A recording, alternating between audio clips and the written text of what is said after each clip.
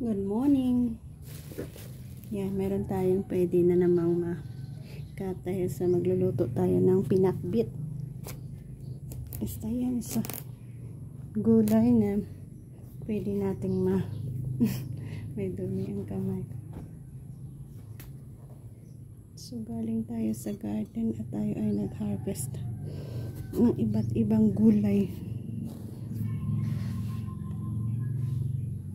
Mahirap pala ito. All the way.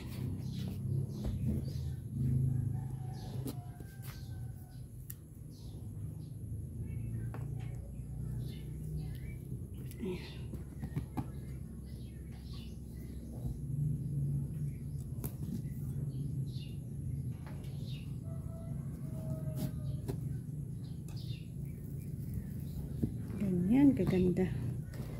Ay.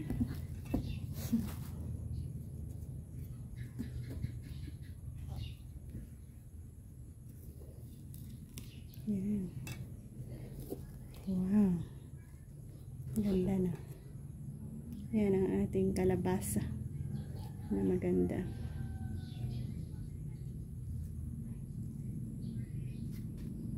Yan. Meron tayong iba't ibang gulay dyan. Okra, patola, kamatis, long beans. Yan ang ating mga bagong harvest sa ating gulayan.